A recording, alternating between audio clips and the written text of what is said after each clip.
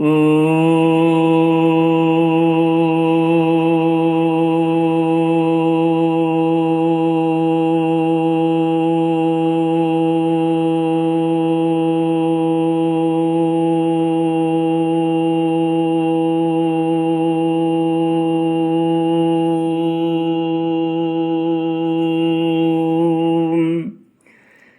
गुरुचरण कमलेभ्यो नमः। श्री गणेशाय नमः। श्री सरस्वत्यै नमः। श्री विष्णवे नमः। श्री कृष्ण गोविंद हरे मुरारे, हे नाथ नारायण वासुदेव। श्री कृष्ण गोविंद हरे मुरारे, हे नाथ नारायण वासुदेव। हे नाथ नारायण वासुदेव। हे नाथ नारायण वासुदेव। हे नाथ नारायण वासुदेव। श्री कृष्ण गोविंद हरे मुरारे, हे नाथ नारायण वासुदेव। ओम नमो भगवते वासुदेवाय। ओम नमो भगवते वासुदेवाय। ओम नमो भगवते वासुदेवाय। ओम नमो भगवते वासुदेवाय। ओम नमो भगवते वासुदेवाय। ओम नमो भगवते वासुदेवाय। सच्चिदानंद रूपाय विश्वोत्पत्त्यादि हेतुवे तापत्रय विनाशाय श्री कृष्णाय वयं नमः। कृष्णाय वासुदेवाय हरये परमात्मने प्रणत क्लेशनाशाय गोविंदाय नमो नमः। कृष्णाय वासुदेवाय देवके नंदनाय च नंदगोपकुमाराय गोविंदाय नमो नमः। कृष्णाय वासुदेवाय हरये परमात्मने प्रणत क्लेशनाशाय गोविंदाय नमो नमः। कृष्णाय वासुदेवाय देवके नंदनाय च नंदगोपकुमाराय गोविंदाय नमो नमः। सच्चिदानंद रूपाय विश्वोत्पत्त्यादि हेतुवे तापत्रय विनाशाय श्री कृष्णाय वयं नमः। सच्चित आनंद स्वरूप परमात्मा जो सृष्टि के उत्पत्ति, पालन और संहार करता है तथा जीवों के आध्यात्मिक, आदि दैविक, आदि भौतिक तापों को नष्ट करने वाले हैं, अर्थात जीवों के मानसिक, शारीरिक और भौतिक दुखों को दूर करने वाले हैं, उन श्री कृष्ण भगवान को हम नमस्कार करते हैं। श्री कृष्ण गोविंद हरे मुरारे, हे नाथ नारायण वासुदेव। श्रीमद् भागवत 10वां स्कंध अथ 85तमोऽध्यायः। श्रीवादरायणीरुवाच।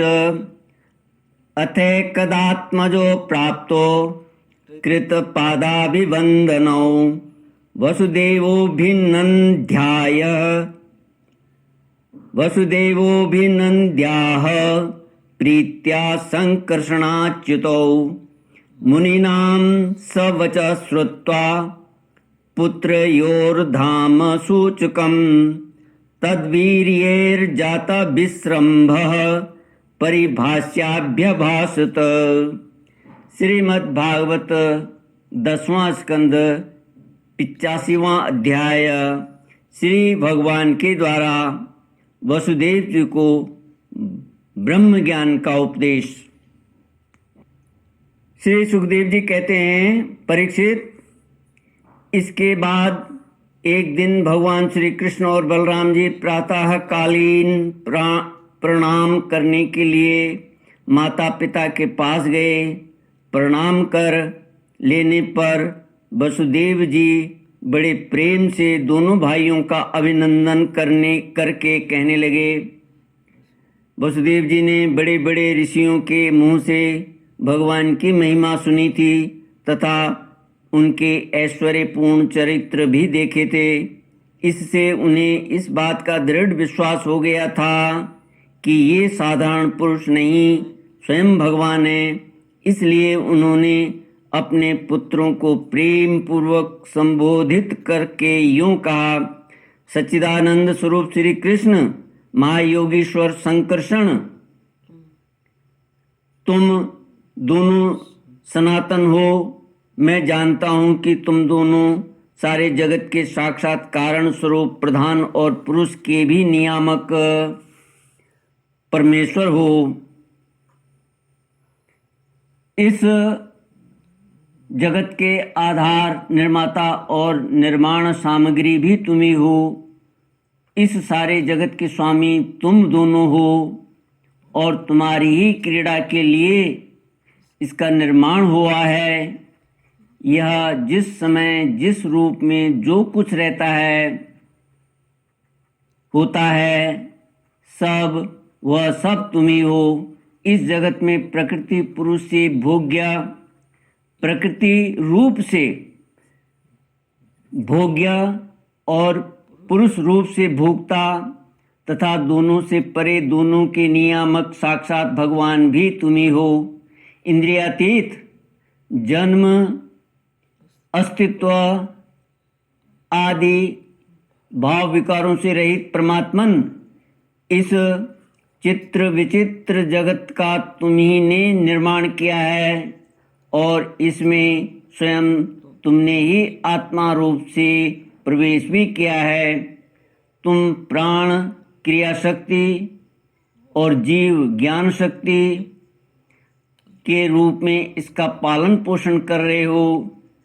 क्रिया शक्ति प्रधान प्राण आदि में जो जगत की वस्तुओं की सृष्टि करने की सामर्थ्य है, वह उनकी अपनी सामर्थ्य नहीं, तुम्हारी ही है, क्योंकि वे तुम्हारे समान चेतन नहीं अचेतन हैं, स्वतंत्र नहीं परतंत्र हैं।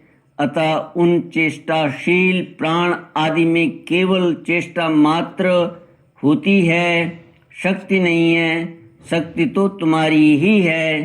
प्रभु, चंद्रमा की कांति, अग्नि का तेज, सूर्य की प्रभा, नक्षत्र और विद्युत आदि की स्फुरण रूप से सत्ता, पर्वतों की स्थिरता, पृथ्वी की साधारण शक्ति रूप वृत्ति और गंध रूप गुण, ये सब वास्तव में तुम ही हो।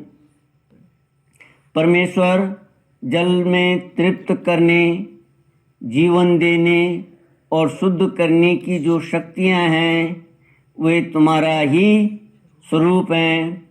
जल और उसका रस भी तुम ही हो। प्रभु, इंद्रिय शक्ति, अंतःकरण की शक्ति, शरीर की शक्ति, उसका हिलना डुलना, चलना फिरना, ये सब वायु की शक्तियाँ तुम्हारी ही हैं। दिशाएं और उनके अवकाश भी तुम ही हो। आकाश और उसका आश्रयभूत स्फोट, शब्द तन्मात्रा या पराबाणी, नाद, पश्यंती, ओंकार, मध्यमा तथा वर्ण, अक्षर एवं पदार्थों का अलग अलग निर्देश करने वाले पद, रूप, वैखरी, वाणी भी तुम ही हो। इंद्रियां, उनकी विषय प्रकाशिनी शक्ति और अधिष्ठात्री देवता तुम्ही हो। बुद्धि की निश्चयात्मिका शक्ति और जीव की विशुद्ध स्मृति भी तुम्ही हो। भूतों में उनका कारण तामस अहंकार, इंद्रियों में उनका कारण तेजस अहंकार और इंद्रियों के अधिष्ठात्री देवताओं में उनका कारण सात्विक अहंकार तथा जीवों के आवागमन का कारण माया भी तुम्ही हो। भगवान, जैसे मिट्टी आदि वस्तुओं के विकार, घड़ा वृक्ष आदि में मिट्टी निरंतर वर्तमान है और वास्तव में वे कारण मिट्टी का रूप ही हैं, उसी प्रकार जितने भी विनाशवान पदार्थ हैं उनमें तुम कारण रूप से अविनाशी तत्व हो। वास्तव में वे सब तुम्हारे ही स्वरूप हैं। प्रभु, सत्व रज तम ये तीनों गुण और उनकी वृत्तियाँ परिणाम महत्त्व आदि पर ब्रह्म परमात्मा में तुम में योग माया के द्वारा कल्पित है। इसलिए ये जितने भी जन्म अस्थि वृद्धि परिणाम और भाव विकार हैं वे तुम में सर्वथा नहीं हैं। जब तुम में इनकी कल्पना कर ली जाती है तब तुम इन विकारों में अनुगत जान पड़ते हो। कल्पना की निवृत्ति हो जाने पर तो निर्विकल्प परमार्थ स्वरूप तुम रह जाते हो। यह जगत सत्व रज तम इन तीनों गुणों का प्रवाह है। देह इंद्रिय अंतःकरण सुख दुख और राग लोभ आदि उन्हीं के कार्य हैं। इनमें जो अज्ञानी तुम्हारा सर्वात्मा का सूक्ष्म स्वरूप नहीं जानते वे अपने देहाभिमान रूप अज्ञान के कारण ही कर्मों के फंदे में फंसकर बार बार जन्म मृत्यु के चक्कर में भटकते रहते हैं। परमेश्वर, मुझे शुभ प्रारब्ध के अनुसार इंद्रिया आदि की सामर्थ्य से युक्त अत्यंत दुर्लभ मनुष्य शरीर प्राप्त हुआ है, किंतु तुम्हारी माया के वश होकर मैं अपने सच्चे स्वार्थ परमार्थ से ही असावधान हो गया और मेरी सारी आयु यूं ही बीत गई। प्रभु, यह शरीर मैं हूँ और इस शरीर के संबंधी मेरे अपने हैं। इस अहंता एवं ममता रूप स्नेह की फांसी से तुमने इस सारे जगत को बांध रखा है। मैं जानता हूँ कि तुम दोनों मेरे पुत्र नहीं हो, संपूर्ण प्रकृति और जीवों के स्वामी हो। पृथ्वी के भारभूत राजाओं के नाश के लिए ही तुमने अवतार ग्रहण किया है। यह बात तुमने मुझसे कही भी थी। इसलिए दीन जनों के हितैषी शरणागत वत्सल मैं अब तुम्हारे चरण कमलों की शरण में हूँ, क्योंकि वे ही शरणागतों के संसार भय को मिटाने वाले हैं। अब इंद्रियों की लोलुपता से भर पाया, इसी के कारण मैंने मृत्यु के ग्रास इस शरीर में आत्मबुद्धि कर ली और तुम में जो कि परमात्मा हो पुत्र बुद्धि। प्रभु, तुमने प्रसव गृह में ही हमसे कहा था कि यद्यपि मैं अजन्मा हूँ फिर भी मैं अपनी ही बनाई हुई धर्म मर्यादा की रक्षा करने के लिए प्रत्येक युग में तुम दोनों के द्वारा अवतार ग्रहण करता रहा हूँ। भगवान, तुम आकाश के समान अनेकों शरीर ग्रहण करते और छोड़ते रहते हो। वास्तव में तुम अनंत एक रस सत्ता हो। तुम्हारी आश्चर्यमयी शक्ति योग माया का रहस्य भला कौन जान सकता है। सब लोग तुम्हारी कीर्ति का ही गान करते रहते हैं। श्री कृष्ण गोविंद हरे मुरारे, हे नाथ नारायण वासुदेव। श्री सुखदेव जी कहते हैं, वसुदेव जी के ये वचन सुनकर यदुवंश शिरोमणि भक्तवत्सल भगवान श्री कृष्ण मुस्कुराने लगे और उन्होंने विनय से झुककर मधुर वाणी से कहा। भगवान श्री कृष्ण ने कहा, पिताजी हम तो आपके पुत्र ही हैं, हमें लक्ष्य करके आपने यह ब्रह्म ज्ञान का उपदेश किया है। हम आपकी एक एक बात युक्ति युक्त मानते हैं। पिताजी आप लोग, मैं, भैया, बलराम जी, सारे द्वारकावासी, संपूर्ण चराचर जगत सब के सब आपने जैसा कहा वैसा ही हैं, वैसे ही हैं। सबको ब्रह्म रूप ही समझना चाहिए। पिताजी आत्मा तो एक ही है, परंतु वह अपने में ही गुणों की सृष्टि कर लेता है और गुणों के द्वारा बनाए हुए पंचभूतों में एक होने पर भी, अनेक स्वयं प्रकाश होने पर भी, दृश्य अपना स्वरूप होने पर भी, अपने से भिन्न नित्य होने पर भी, अनित्य और निर्गुण होने पर भी सगुण के रूप में प्रतीत होता है।